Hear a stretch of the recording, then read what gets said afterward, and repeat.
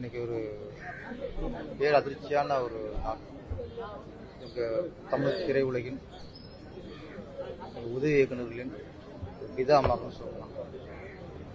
50க்கும் மேற்பட்ட உதவி இயக்குநர்களை இயக்குநராக்குன பெருமை அவருக்கு இருக்கு.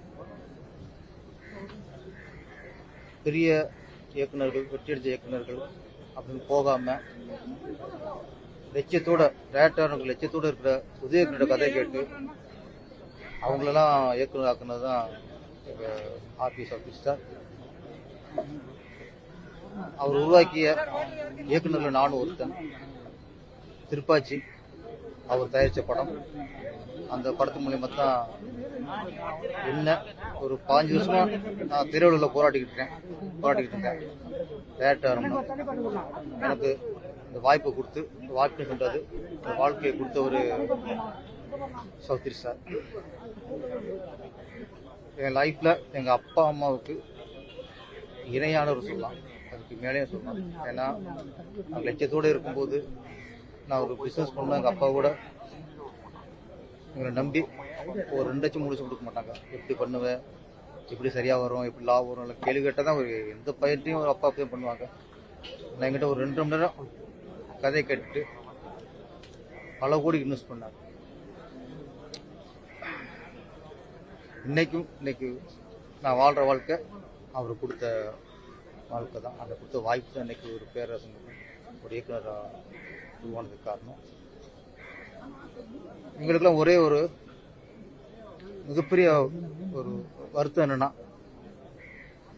நிறைய பேர் லட்சியத்தை அவரு நிறைவேற்றினார்.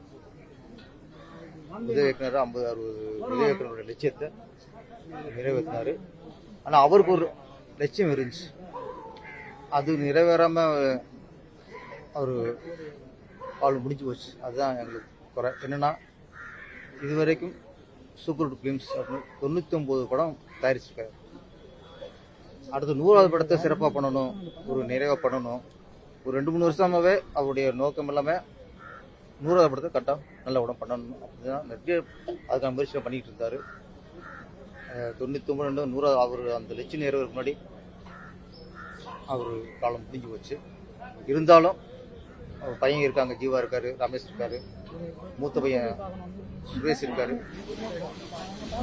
100வது படத்தை சிறப்பாக தயாரிச்சு அந்த படம் தான் அவருக்கு நம்ம பண்ற ஒரு சமர்ப்பணமா இருக்கும், ஒரு காணிக்கையா இருக்கும்.